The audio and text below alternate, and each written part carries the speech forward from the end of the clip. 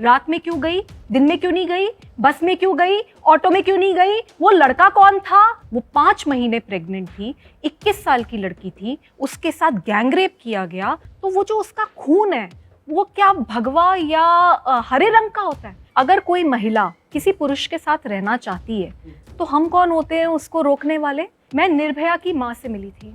निर्भया की माँ ने मुझे ये बोला, कभी कभी मुझे अच्छा लगता है कि मेरी बेटी अब नहीं रही। अगर लोग ये मानते हैं कि ये प्रोस्टिट्यूशन कोई सोशल वर्क है तो फिर तो सभी के घरों से लड़कियां जानी चाहिए। सम बॉयज केम टू मी, उन्होंने बोला सिर्फ बॉक्सर शॉर्ट्स पहन के हम रैली निकालेंगे। 1000 से ज्यादा लड़के थे और उन्होंने अपनी चेस्ट पे पेंट कर रखा था कि I am feeling safe even in my boxer shorts. How many clothes does a woman need in order to feel safe? और जब आदमियों ने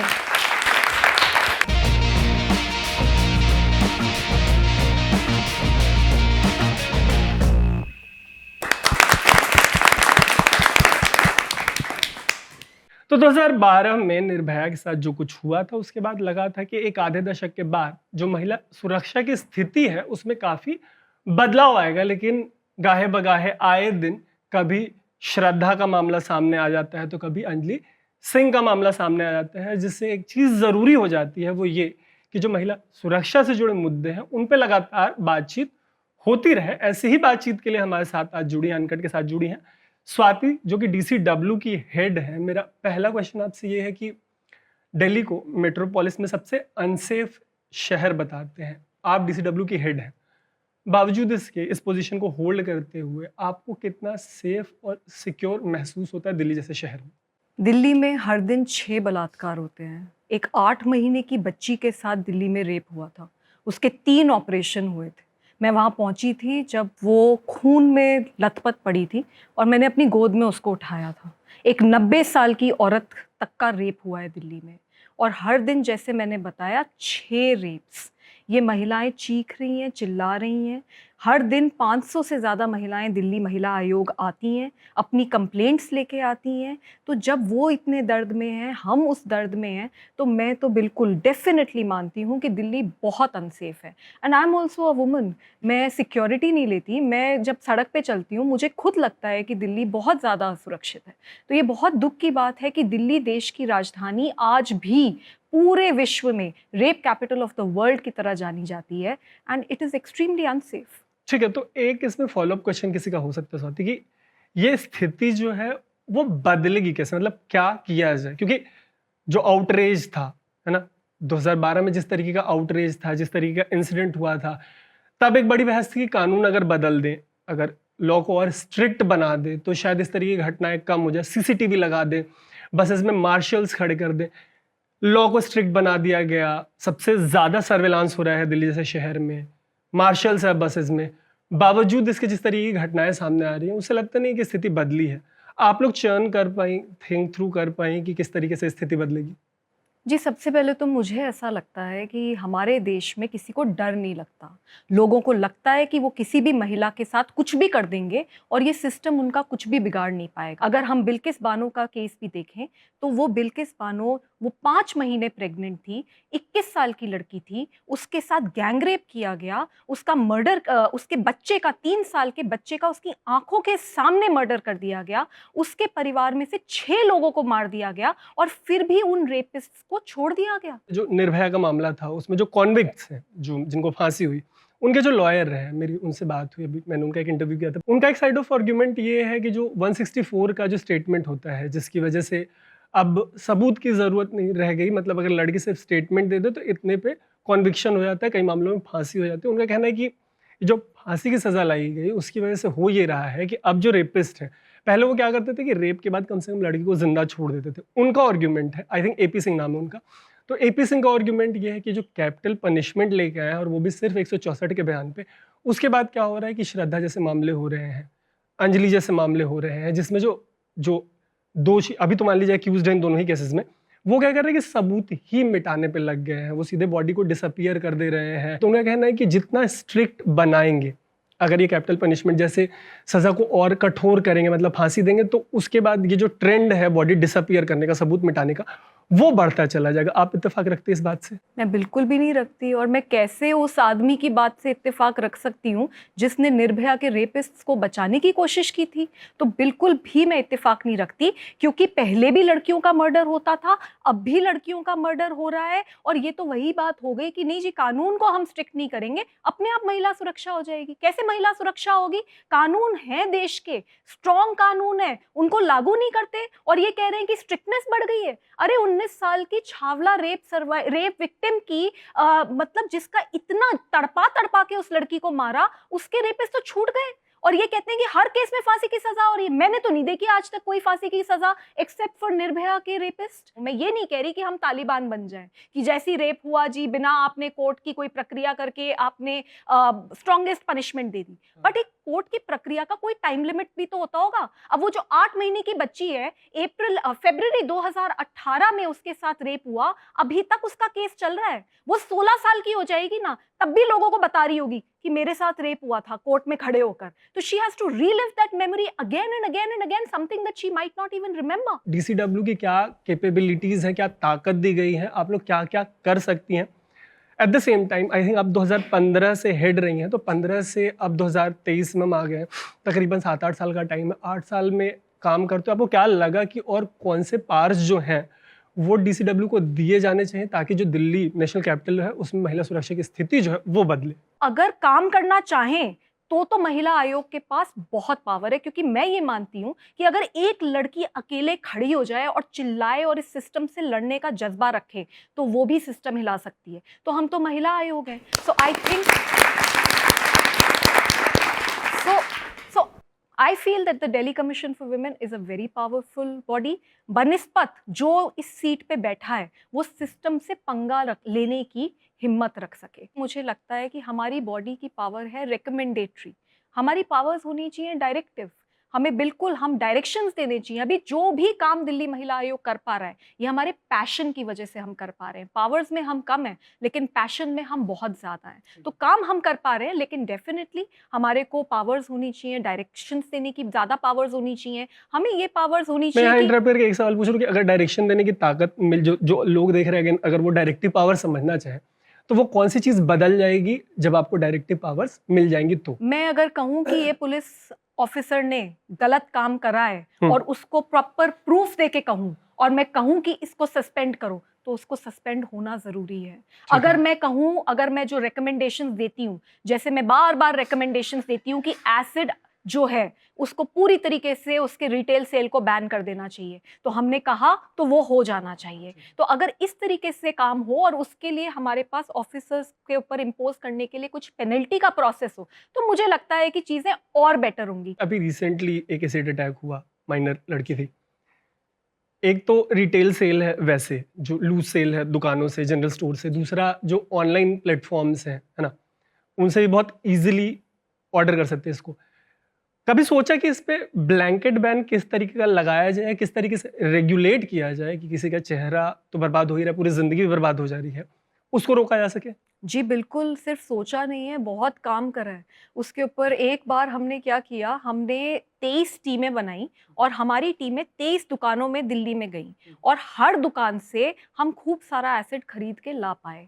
उसके बाद हमने वो सारा का सारा एक्सपोजे करा और उसके बाद सरकार को रिकमेंडेशंस भेजे कि चल क्या रहा है। तुरंत ये जितने भी एसिड, ये 2 साल की पुरानी बात है, ये 2 साल, जी 2 से 3 साल पुरानी बात है। उसके बाद अभी कुछ दिन पहले ही, इस इंसिडेंट के 1 महीना पहले, हमने एक एक्सपोजे करा, एक रिपोर्ट सौंपी दिल्ली सरकार को, क्योंकि जो सुप्रीम कोर्ट की गाइडलाइंस हैं वो ये कहती हैं कि एसडीएम का काम होता है कि जाके इंस्पेक्शंस करें कि अगर कोई गलत तरीके से एसिड तो नहीं बेच रहा। तो दिल्ली जैसी शहर में, देश की राजधानी में एसडीएम्स निकलते ही नहीं एसिड का इंस्पेक्शन करने कि कौन बेच रहा है। 2 डिस्ट्रिक्ट्स हमने ऐसी पाई जहां पे कोई एसडीएम बाहर ही नहीं निकला। उसके ऊपर फिर हमने रिपोर्ट बनाई, फिर हमने नोटिसेस इशू करे and I have given enough recommendations in writing that retail sale of acid should be band. इसमें क्या प्रॉब्लम है? क्यों नहीं हो पा रहा? आपको क्या लगता है कहां पे? मुझे लगता है कि complete lack of political will है, क्योंकि आप देखें बांग्लादेश ने यही कानून लागू किया था। बांग्लादेश ने अगर रिटेल सेल ऑफ एसिड कोई करेगा तो उसको सजा मिलेगी, इस तरीके का सख्त कानून लगाया था, पास करा था, तो उससे एसिड अटैक्स बहुत कम हुए। मैंने अभी हाल में एक स्टोरी की थी स्वाति, और उसमें मैं मिली जो एसिड अटैक सर्वाइवर्स थे उनसे, और मैंने बात उनसे जब की तो मुझे पता चला कि जो सर्वाइवर्स हैं उनको आफ्टर दिस अटैक 3 लाख रुपए, 4 लाख रुपए ऐसे मुआवजे के तौर पर दिया गया था। फिर जब मैंने बात की उनसे आगे जाकर कि ये पैसा उनके पास जो दिया गया वो कितना यूज़फुल रहा, तो मुझे पता चला कि ये जो 3-4 लाख रुपए हैं, मैक्सिमम 5 लाख रुपए मिला था जिस लड़की से मैंने बात किया था। तो उसने बोला कि दीदी ये ऑपरेशन, हॉस्पिटल का खर्च और दवाई में खप जाता है, मतलब पहले बार में ही, और ऊपर से हमारा ज़्यादा भी लगता है। तो स्वाति मेरा ये सवाल है छोटा सा कि एक लड़की जिसकी ज़िंदगी पूरी की पूरी बर्बाद हो गई, तो उस हिसाब से मतलब क्या ये इतने पैसे इनफ होंगे उसके लिए?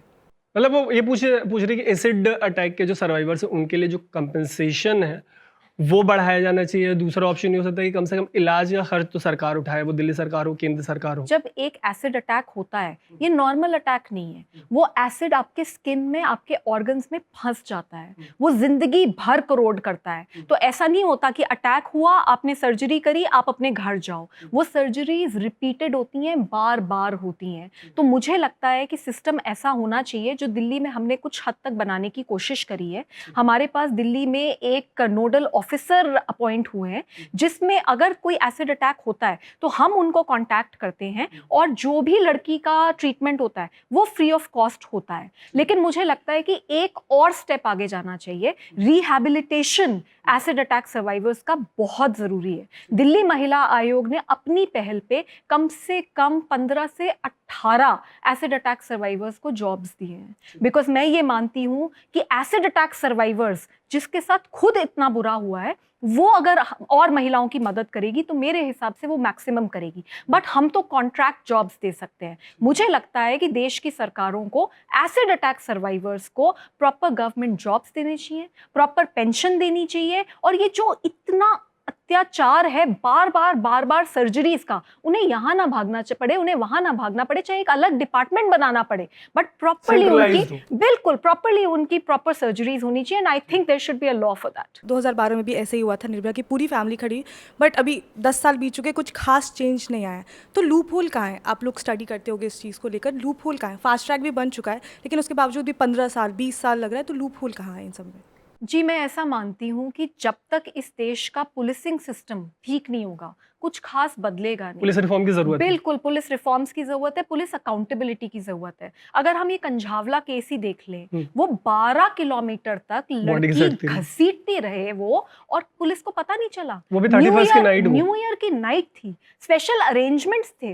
एक दिन पहले पुलिस ने प्रेस कॉन्फ्रेंस करी है कि हमने बहुत अच्छे अरेंजमेंट्स कर दिए हैं, ये अरेंजमेंट्स हैं, और वो 1.5 घंटे तक उन गाड़ी को 20 किलोमीटर पर आवर की स्पीड पे घुमाते रहे, एंड पुलिस को पता नहीं चला।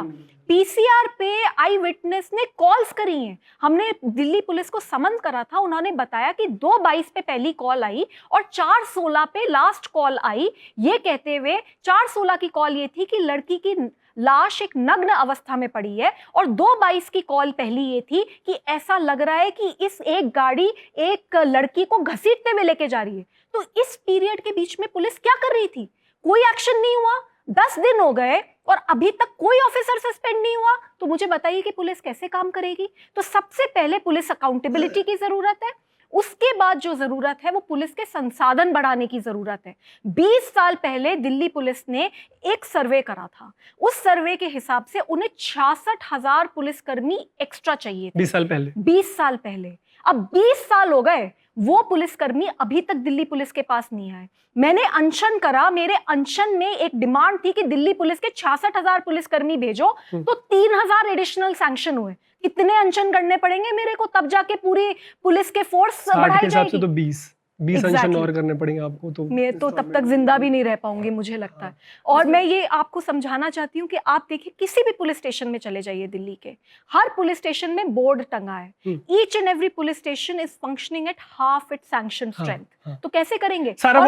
और जितने हैं वो भी वीआईपी की सिक्योरिटी करते हैं। इतने केसेस आ रहे हैं, तो आप सरकार को दोषी मानती हैं? आप क्या कहना चाहते हैं? और पुलिस पेट्रोलिंग जिस दिन 31st नाइट थी कि ड्रंक एंड ड्राइव तो ऐसे ही होता है उस दिन, इतने लड़के लोग दारू पी के गाड़ी चलाते हैं, पुलिस उस टाइम थी ही नहीं। मतलब अगेन क्वेश्चन वही है कि कानून तो आ रहा ना, लेकिन स्थिति फिर भी नहीं बदल रही, तो यंगस्टर्स जो है उनमें इस चीज़ की एंग्जाइटी हो सकती है। मैं बिल्कुल मानती हूँ, मेरे को लगता है कि सरकार पूरी तरीके से दोषी है, क्योंकि हम लोग अपनी जो सरकार है उसको 5 साल में एक बार इलेक्ट करके भेजते हैं, ठीक है। तो क्या महिला सुरक्षा एक इम्पोर्टेंट मुद्दा नहीं होना चाहिए? श्रद्धा आफ्ताब का जो मामला है उसमें लड़के का रिलीजन, एक पर्टिकुलर रिलीजन है, वो मुस्लिम कम्युनिटी से आता है, और ऐसे मामलों में जहाँ पे रिलेशनशिप गॉन रॉन्ग का मामला है उसमें लव जिहाद जैसे टर्म यूज़ किए जा रहे हैं। मतलब ऐसे मामलों को लव जिहाद बुलाना आपको लगता है सही है? देखिए, मैं ये मानती हूँ कि हर तरीके के केसेस आ रहे हैं, हमें जनरलाइजेशन नहीं करना चाहिए। हो सकता है कोई केस ऐसा हो जिसमें कोई फैनेटिक हो और उसने जबरदस्ती कन्वर्ट करने के लिए लड़की से कुछ गलत करा हो, ऐसा हो सकता है। लेकिन ऐसे भी बहुत केसेस होते हैं जिनमें कास्ट अलग है, जिसमें रीजन अलग है, पेरेंट्स भी लड़कियों को अपने मार देते हैं। हाँ, ये honor कहकर killing कि बुलाते हैं ऑनर उसको। किलिंग के कितने केसेस होते हैं। ऑनर किलिंग के केसेस अगर आप इस देश में देख लेंगे तो उसका नंबर बहुत ज्यादा हाई है, और वो बहुत दर्दनाक है, क्योंकि जिनसे आप सबसे ज्यादा ट्रस्ट करते हो वही आपको मार डालते हैं। But that said, I have also noticed, जो अभी हम लेटली देखते हैं कि बड़ा कम्युनलाइजेशन हो रहा है of rape. There is a very disgusting politics that is going on, because you see, अगर एक लड़की के साथ रेप होता है तो वो जो उसका खून है वो क्या भगवा या हरे रंग का होता है? खून तो लाल ही रंग का होता है ना, चाहे वो किसी भी रिलीजन की लड़की हो। तो किसी भी रिलीजन की लड़की अगर उसके साथ गलत होता है तो मुझे लगता है कि उसको एक सजा होनी चाहिए, जो रेपिस्ट है सख्त से सख्त सजा होनी चाहिए, और इसके ऊपर वो जो राजनीति है वो नहीं होनी एक चाहिए। ब्लैक एंड व्हाइट क्वेश्चन इसमें है। ब्लैक एंड व्हाइट क्वेश्चन ये है कि अगर लव जिहाद जैसे टर्म्स यूज करें तो उससे जो क्राइम अगेंस्ट वुमेन में महिला सेंट्रिक जो डिबेट होनी चाहिए, आपको लगता है वो स्ट्रांग होती है, डाइल्यूट होती है? मेरे को नहीं लगता कि इससे कोई चीज स्ट्रांग होती है। कैसे स्ट्रांग होगी? बिकॉज उसमें जो ओनस है वो कहीं ना कहीं उस आदमी पे आ जाता है। हाँ। फैक्ट तो यही है ना, पूरे कि रिलीजन को कटघरे में खड़ा कर दिया। मैं ऐसी चीजों को ठीक नहीं मानती। ये बात और है कि हमारे पास ऐसे केसेस आए हैं और उन केसेस के ऊपर हमने एफआईआर भी दर्ज कराई है, हमने पूरी के पूरी तरीके से अक्यूज्ड को अरेस्ट भी करवाया है। वो सारे एक्शन हम करते हैं, बस ये कि हम उसके ऊपर राजनीति नहीं करते। तो मुझे लगता है कि इंडिविजुअली हमें देखना चाहिए, इंडिविजुअल खराब है उसके ऊपर एक्शन लो, सख्त से सख्त कार्रवाई करो, लेकिन communalisation of rape should not happen. आप ही कह रहे हैं ना कि वैसे ऑनर किलिंग के नाम पे परिवार वाले भी तो जान ले ही रहे हैं अपने ही बच्चों की, कई बार लड़कों को भी मार देते हैं, तो अल्टीमेटली इसको किसी भी कलर में ढाल सकते हैं, वो रिलीजन का हो, रीजन का हो। ठीक है, लिव इन को लेके काफ़ी सारे सवाल हैं। इसको जैसे महाराष्ट्र की गवर्नमेंट तो एक सर्वे करवा रही है, आपको लगता है कि लिव इन रिलेशंस की वजह से जो सोसाइटी है उसमें प्रॉब्लम्स आई हैं, इनको रेगुलेट किए जाने की ज़रूरत है? हमारा देश एक आज़ाद देश है और हमारे देश के बाशिंदे आज़ाद हैं। अब ऐसे में अगर कोई महिला किसी पुरुष के साथ रहना चाहती है तो हम कौन होते हैं उसको रोकने वाले? ये कहाँ से सही है? और क्या जो शादीशुदा महिलाएं हैं क्या वो सुरक्षित हैं? अभी 2 दिन पहले एक दिल्ली में लड़की को उसी के पति ने बुरी तरीके से जला दिया। ऐसे तो पता नहीं कितने केसेस होते हैं, जो मैं कभी सफदरजंग अस्पताल जाती हूँ, कभी कोई अस्पताल जाती हूँ, 90% जला दी जाती है, 95% जला दी जाती है। दर्द सह सह के तड़प तड़प के वो लड़की मरती है, तो वो सेफ है क्या? तो मैं नहीं मानती। मुझे लगता है कि मुद्दा भटकाने वाली बात है। मुद्दा ये है कि चाहे लड़की लिव इन रिलेशनशिप में हो, चाहे लड़की शादीशुदा हो, चाहे लड़की सिंगल हो, चाहे लड़की विडोड हो, चाहे लड़की डिवोर्सी हो, वो सुरक्षित होनी चाहिए, और वो काम है सरकारों का। मैम, मैं अनुष्का श्रीवास्तव। एक पर्सनली भी मन में डर रहता है cause social media is prevailing. Ma'am, online भी और रियल लाइफ में भी जो कि लड़के नाम बदल के आते हैं, जैसे अपना नाम बताएंगे अमन और निकलेंगे वो कोई आज़म या इस तरह का आमिर। सो इससे लड़कियां कैसे सेफ फील करें? लाइक हम क्या अपने सोशल मीडिया प्लेटफॉर्म्स छोड़ दें? वो भी कर दिया तो रियल लाइफ में भी ये होता है। ये इशू उठा रही है कि ऑनलाइन महिलाएं कैसे सेफ हो।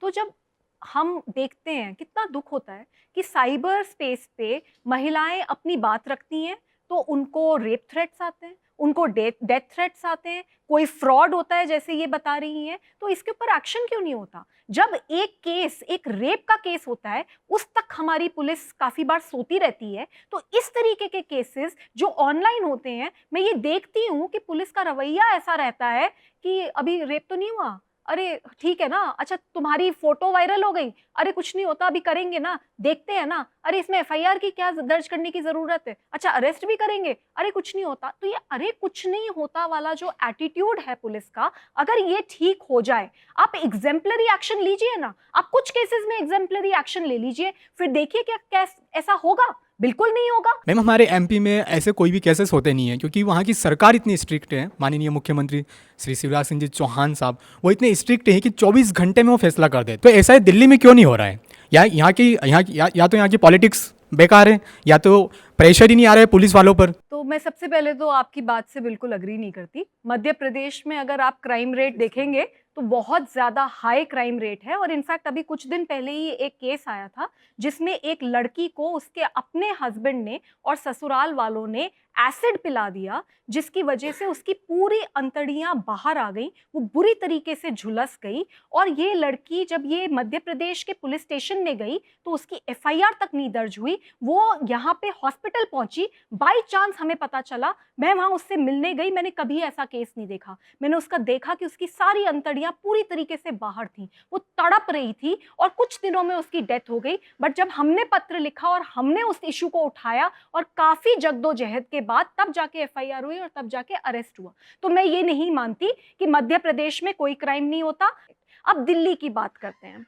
दिल्ली में समस्या ये है कि Delhi is a special state, so आधी चीजें केंद्र सरकार के पास आती हैं, आधी चीजें दिल्ली सरकार के पास आती हैं। हम बार बार डिमांड कर रहे हैं क्योंकि पुलिस सीधे सीधे यूनियन होम मिनिस्टर को रिपोर्ट करती है। आप मुझे एक बात बताइए, अगर एक लड़की है उसके साथ रेप हो जाता है और पुलिस उसकी सुनवाई नहीं कर रही, तो वो यूनियन होम मिनिस्टर से मिल सकती है क्या? वो नहीं मिल सकती यूनियन होम मिनिस्टर से, because obviously union home minister के पास पूरा देश देखना है, बहुत बड़े बड़े इश्यूज भी हैं, तो क्या वो इंडिविजुअल केसेस को देखेंगे? तो हमारा ये रिक्वेस्ट है और हमारी ये डिमांड रही है और हम रिकमेंडेशंस दे रहे हैं, और मैं आशा करती हूँ कि जल्द इसके ऊपर कुछ काम होगा। ये मेरी डिमांड है कि एक स्पेशल कमेटी बना दी जाए, एक हाई लेवल कमेटी बना दी जाए, उसमें यूनियन होम मिनिस्टर उसके चेयर हो, चीफ मिनिस्टर ऑफ दिल्ली हो, एलजी ऑफ दिल्ली हो, पुलिस कमिश्नर ऑफ दिल्ली हो, दिल्ली कमीशन फॉर विमेन हो, और महीने में हम एक बार मिलें, जिससे कि ब्लेम गेम ना हो और सीधे सीधे काम हो। स्ट्रीट लाइट्स पे दिल्ली सरकार को काम करना है, सीसीटीवी पे दिल्ली सरकार को काम करना है, टॉयलेट्स अगर बेटर होने हैं वो दिल्ली सरकार को काम करना है, बसेस अगर सुरक्षित होंगी वो दिल्ली सरकार को काम करना है, पुलिस के ऊपर केंद्र सरकार को काम करना है। तो ऐसा क्यों नहीं हो सकता कि हम ये मीटिंग्स करें, क्योंकि जो महिलाएं हैं वो दिल्ली महिला आयोग के पास आ रही हैं। जो सोशल मीडिया खासतौर से इंस्टाग्राम, अगेन मैं वो निर्भया के कॉन्विक्ट्स के जो लॉयर थे उनके इंटरव्यू से एक चीज़ कोट कर रहा हूँ कि उनका कहना है कि जिस तरीके के रील्स बन रहे हैं, लड़कियां जिस तरीके के रील्स बना रही हैं वो बहुत प्रोवोकेटिव है, और उस प्रोवोकेशन की वजह से जो क्राइम है वो बढ़ रहा है, लड़कों में गलत मैसेज जा रहा है और वो क्राइम प्रोन हो रहे हैं। ये तो हमारे काफ़ी सारे नेता भी कहते हैं कि लड़की ने जीन्स पहन ली इसलिए रेप हो गया, कहते हैं कि चौमिन खा ली इसलिए रेप हो गया, मोबाइल फ़ोन यूज़ कर लिया तो इसलिए रेप हो गया, कहते हैं कि अरे लड़के हैं गलतियां हो जाती हैं। और ये तो खैर मैं बात भी नहीं करना चाहती, जैसे मैंने पहले बोला, जो निर्भया के रेपिस्ट को बचाने के लिए खड़ा है उसकी बेकार की बातों पे क्या बात की जाएगी, लेकिन जो वो कह रहा है ऐसा हमारे नेता भी कहते हैं और इसलिए बहुत गलत है। मुझे याद है एक नेता है महाराष्ट्र के, एमएलए हैं अबू आजमी, उन्होंने बोला था जब बैंगलोर में मास मॉलेस्टेशन का केस हुआ था न्यू ईयर ईव पे, उन्होंने ये कहा था चींटी अगर चीनी पड़ी है तो चींटी तो आएगी चाटने के लिए। अगर कोई महिला अपने छोटे कपड़े पहनकर किसी गैर मर्द के साथ रात में घूमेगी तो उसके साथ तो ऐसा होगा ही। तो दिल्ली महिला आयोग ने हमारा जुरिस्डिक्शन नहीं बनता, पर हमने उन पे एफआईआर दर्ज कराई थी और अब मैं केस में बार बार मुंबई जाती हूँ। मैं चाहती हूँ कि इस आदमी को भी सजा मिले और इस तरीके के जितने नेता हैं जो लड़की को ही ब्लेम करते हैं इन सबको सजा मिलनी चाहिए। आपका ओपिनियन क्या है, मैरिटल रेप पे कानून आना चाहिए? अगर आए तो ये ऐसा नहीं कि शादीशुदा लोग जो है पूरा शादी का जो इंस्टीट्यूशन है उसी को बर्बाद कर देगा। आपको लगता है कि मीटू का मिसयूज हुआ एज ए कैंपेन? दूसरा, कि इसका कोई इम्पैक्ट रहा अगर मिसयूज नहीं हुआ तो? क्योंकि जो जिन पे आरोप थे वो सारे मेन स्ट्रीम में वापस आ रहे हैं। जी, मैं ऐसा मानती हूँ कि इस तरीके के कैंपेन्स हुए हैं, होते रहेंगे और उनका अपना एक इम्पैक्ट है और वैल्यू है, क्योंकि काफ़ी बार जब महिलाएं काम कर रही होती हैं तो वो ये महसूस करती हैं कि उनके साथ सेक्सुअल हैरेसमेंट होता है, लेकिन वो डरती हैं, वो बोल नहीं पाती हैं, क्योंकि जिसने सेक्सुअल हैरेसमेंट करा वो एक पोजीशन ऑफ पावर में भी होता है और उनको लगता है कि सोसाइटी क्या कहेगी। तो जब मी टू कैंपेन हुआ और इतनी सारी महिलाएं उसमें उन्होंने पार्टिसिपेट करा, तो एक तो सबसे बड़ी बात है कि सोसाइटी को पता तो चलता है कि किस लेवल पे sexual harassment at work place हो रहा है, तभी तो कानून बनेंगे, तभी तो कुछ इम्प्रूवमेंट होगी। साथ में मैं ये मानती हूँ कि जो महिला है, जो अकेली महिला है, अकेला फेस कर रही है, जब उसको दिखता है कि 10 महिलाएं 50 महिलाएं ये बात कर रही हैं, तो उसको एक हिम्मत मिलती है। दैट सेड, अगर मी टू कैंपेन में इतने लोगों के ऊपर कंप्लेंट्स आई या एक्यूजेशंस लगे, मुझे समझ नहीं आता कि हमारे देश में क्या एक हाई पावर्ड कमिटी नहीं बन सकती थी। एक एक महिला को, स्पेशली जो सेलिब्रिटीज के ऊपर एक्यूजेशंस लगे, तो एक एक महिला को बुलाकर उसके स्टेटमेंट्स रिकॉर्ड होने चाहिए थे और एक्शन होना चाहिए था। अब जो साजिद खान है, उसके ऊपर कम से कम 8 से 10 महिलाओं ने कंप्लेंट करी, उनमें से कुछ ने तो कंप्लेंट करी, एक्यूजेशन लगाया। एक ने ये कहा, मुझे याद आ रहा है कि वो हाउसफुल मूवी में वो डायरेक्टर की तरह वो लड़की गई, she was a model and she wanted to act in the movie, और वो वहां पे गई और उसने उसको बोला कि तुम स्ट्रिप करो, अगर if I like what I see then only I will give you a role. एक लड़की थी जो माइनर थी उस समय। तो इतने केसेस उस आदमी के सामने आए और उस आदमी को हम बिग बॉस में डालकर पूरे देश पे परोसते हैं और हम कोशिश करते हैं कि उसका जो इमेज है वो सुधर जाए। ये कहाँ से सही है? जिस आदमी को जेल में होना चाहिए वो आदमी आज हमारे टीवी चैनल पे आता है और प्राइम टाइम शो पे दिखाया जाता है। मैं नहीं मानती कि ये सही है और मैंने केंद्र सरकार से लिखा भी है, इस आदमी को हटाइए वहां से। He should, इसके ऊपर इन्वेस्टिगेशन होनी चाहिए, आप इन्वेस्टिगेशन कीजिए। लोग आने को तैयार हो रहे हैं, कह रहे हैं कि हमारे साथ हुआ, हमारे साथ एविडेंस है, फिर भी बैठा हुआ है टीवी पे। उर्फी के कपड़े हो तो या हिजाब हो तो आइडिया इन कपड़ों को कंट्रोल करने का है। आप इससे एग्री करती हैं कि मतलब एक वो भी था, हाउ मच फूहड़पन या बेहुदापन इज टू मच बेहुदापन, कहाँ पे लाइन सेट करेंगे? एग्जैक्टली और कौन लाइन सेट करेगा? अगर हम ये कहते हैं कि लड़कियां कपड़े ढंग से पहने, तो ये ढंग कौन है, ये कौन बताएगा? आज तो यही सच्चाई है कि जब 8 महीने की बच्ची का रेप हुआ तो उसने क्या पहना हुआ था, या एक 3 साल की बच्ची का रेप हुआ, उसने क्या कपड़े पहने हुए थे। In fact Delhi commission for women ने एक बड़ा इंटरेस्टिंग कैंपेन किया था जिसका इतना इम्पैक्ट हुआ and I was completely shocked. मेरे पास कुछ कॉलेज स्टूडेंट्स आए, some boys came to me and they said कि हम रोज देखते हैं इस तरीके के केसेस, हमारा खून जलता है, हम एक रैली निकालना चाहते हैं। और उन्होंने बड़ा इनोवेटिव प्रोसेस किया। उन्होंने बोला कि हम अपने बॉक्सर शॉर्ट्स पहनकर, सिर्फ बॉक्सर शॉर्ट्स पहन के हम रैली निकालेंगे। एंड उन्होंने उस तरीके की रैली निकाली, 1000 से ज़्यादा लड़के थे और उन्होंने अपनी चेस्ट पे पेंट कर रखा था कि I am feeling safe even in my boxer shorts. How many clothes does a woman need in order to feel safe? और जब आदमियों ने, और मैं बड़ी हैरान थी बिकॉज जब आदमियों ने आदमियों से बात करी उसका इतना इम्पैक्ट हुआ, हमारे पास इतने कॉल्स आए, हमारे पास इतने मैसेजेस आए। Because you see it's very unfortunate in our country, हम लड़कियों से बात करते हैं, हम लड़की को बोलते हैं ऐसे मत बैठो, ऐसे मत करो, यहाँ मत जाओ, इससे मत बात करो, ऑनलाइन ये मत करो, रात में इतने बजे आ जाओ। हम लड़कों से तो बात ही नहीं करते। हम अपने घर में भी देखेंगे, बेटों को जिस तरीके की आज़ादी है उस तरीके की आज़ादी जनरली बेटियों को नहीं मिलती है। तो मेरा ये मानना है कि अगर हमारे देश में सोसाइटी अपने बेटों से भी बात करना शुरू करे और बेटे इस मूवमेंट को आगे लीड करे, तब जाके बदलाव। जो लड़के झूठे फंसाए जाते हैं, जी, जिन्होंने कुछ किया नहीं होता, वो भी गलत नहीं करा फिर भी वो उनको फंसते फंसा हैं। देते। जी जी जी जी, मैं ऐसा मानती हूँ कि इस देश में ऐसा कोई कानून नहीं है जिसका मिसयूज नहीं होता। हाँ। हर कानून का कुछ परसेंट तो मिसयूज होता है, ठीक है, बट इससे ये कह देना कि सारे केसेस झूठे हैं और एक सोसाइटी में ये मैसेज देना कि अरे लड़की ने रेप केस करा है जरूर झूठा होगा, मैं इससे परहेज करती हूँ। बट दैट सेड, अगर एक लड़की एक आदमी पे ऐसा झूठा केस करती है, मुझे लगता है ये बहुत गलत है और उस लड़की के ऊपर सख्त से सख्त कार्यवाही होनी चाहिए। इस कंट्री में अगर मैं एक लड़की हूँ और मेरी क्या गलती है, क्योंकि बहुत बार ऐसा होता है कि मुझे फ्रीडम नहीं मिलता। अब उसमें मैं अपने पेरेंट्स की भी गलती नहीं मानती कि वो मुझे रात को बाहर नहीं जाने देते। तो ये डर उनके अंदर मेरे अंदर कितने टाइम रहने वाला है, इसका कोई सोल्यूशन क्यों नहीं निकलता? क्योंकि अगर आगे चल के, now I am a 3rd year student, अगर मुझे ये बोला जाए या मुझे अपॉर्चुनिटी मिली that I need to work in an organisation but into a night shift, I don't have any problem. मेरे को आगे बढ़ना है, मुझे दौड़ना है, लेकिन मेरे पेरेंट्स को होगी। सो कब तक मैं ये चीज़ को फेस करने वाली हूँ? जो श्रुति ने सवाल पूछा है, मेरे को लगता है कि वो सवाल मेरी अपना पर्सनल सवाल है, और वो सवाल मैं सुबह, दोपहर, शाम, रात मेरे जहन में घूमता रहता है कि क्या गलती है, उस 8 महीने की बच्ची की क्या गलती थी, या 3 साल की बच्ची की क्या गलती थी, या श्रुति की क्या गलती है, या स्वाति की क्या गलती है।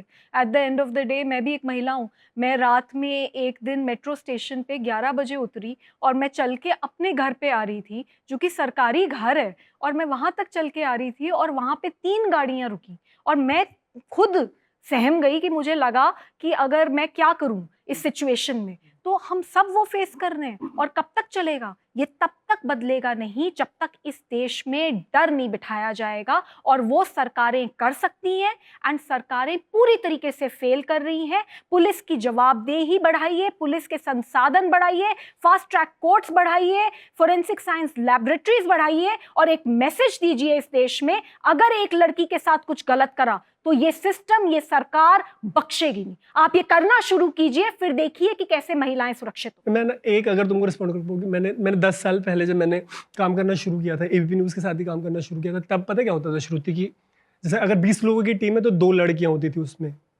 अब क्या हुआ कि अगर 20 की टीम है तो 11 से 12 लड़कियां हैं। हमारी अपनी टीम में प्रोपोर्शनेटली आई अज्यूम कम से कम 30 to 40% फीमेल रिप्रेजेंटेशन। मेरी पिछली 3 बॉसेस जो हैं, मेरी अभी करंट बॉस भी महिला है, इसके पहले की 2 बॉसेस जो हैं वो फीमेल रही हैं। तो ये सिचुएशन जो है, आई अज्यूम कि इवेंचुअली तुम्हारे जनरेशन तक काफ़ी बदल चुकी है। इन ऑल प्रोबेबिलिटी एक अगर ब्राइटर सिल्वर लाइनिंग देखें, तो एक सिल्वर लाइनिंग है कि most probably 10 year down the line ये रेडिकली बदल जाएगी। तो कम से कम प्रोफेशनल साइड इतना अनसेफ फील हो सकता है कि 10 ईयर डाउन द लाइन ना हो। एक लेटेस्ट ट्रेंड है बॉयकॉट बॉलीवुड का। अभी जब बेशरम रंग आया था तो उसमें भगवा रंग निकाल दिया, दीपिका के कपड़े निकाल दिए। ये जो लार्जर ट्रेंड है, जिसको पिछले मान के चलिए 6-8 महीने, साल 2 साल 3 साल से जो चल रहा है बॉलीवुड को बॉयकॉट करने का, इसको आप किस तरीके से देखती हैं? मतलब मैं बॉलीवुड फ्रैंकली ज़्यादा देखती नहीं हूँ, और नहीं, मैं पॉलिटिकल पॉइंट ऑफ व्यू से आप कम से राइट, कम मतलब मैं इस पे बात कर सकती हूँ जो आप कह रहे हैं, जो बेशरम रंग वाली बात है। मुझे ये बिल्कुल मीनिंगलेस कंट्रोवर्सी है। ठीक है। मैं इसको बिल्कुल सही नहीं मानती, और मुझे ऐसा लगता है कि हर चीज़ का कम्युनलाइजेशन ठीक नहीं है। And at the end of the day मैं ऐसा मानती हूँ कि जो बॉलीवुड है उनके पास एक बहुत बड़ी पावर है। They have a huge medium, that medium should be used for social change. Ma'am, जब महिलाओं की बात करते तो एक बहुत बड़ा ऐसा तबका है जिसको हम भूल जाते हैं, और वो लोग हैं सेक्स वर्कर्स। उनका भी एक निजी जीवन होगा, लेकिन उनके बारे में कोई बात नहीं करता है। तो सोसाइटी सेक्स वर्कर्स को कैसे देखती है? बहुत ही ज़्यादा गंभीर समस्या है, और सोसाइटी बहुत गंदी नज़र से देखती है। और मैं ऐसा मानती हूँ, मैं पर्सनली ऐसा मानती हूँ कि इस तरीके का जो भी जहाँ भी प्रोस्टिट्यूशन होता है और जहाँ भी ट्रैफिकिंग होते हैं, ये सारे रैकेट्स हैं, और इनको बंद करना चाहिए, और उन लड़कियों का पूरी तरीके से रिहैबिलिटेशन करना चाहिए। कुछ लोग कहते हैं कि नहीं ये काम है, पर मैं ऐसा मानती हूँ कि जो काम मैं नहीं कर सकती या हम में से बैठा हुआ कोई नहीं कर सकता, तो वो कोई खुशी से करा हुआ कोई चीज़ नहीं है। वो मजबूरी, और उस मजबूरी का फ़ायदा उठाने वाले लोग, और ज़बरदस्ती एक क्राइम के द्वारा, एक पूरे सिंडिकेट के द्वारा उन लोगों को वहाँ पहुँचाने वाले लोग हैं। उन लोगों पे सख्त से सख्त कार्यवाही होनी चाहिए, और इस तरीके की महिलाओं का पूरी तरीके से पुनर्वास होना चाहिए। एंड वो पुनर्वास का मतलब ये नहीं है कि सिलाई मशीन दे दी, उससे काम नहीं चलेगा। उसमें बहुत ज़रूरी है कि उनका पूरा पुनर्वास किया जाए, जिससे कि उनको प्रॉपर जॉब्स हों और एक प्रॉपर तरीके से उनका रिहैबिलिटेशन।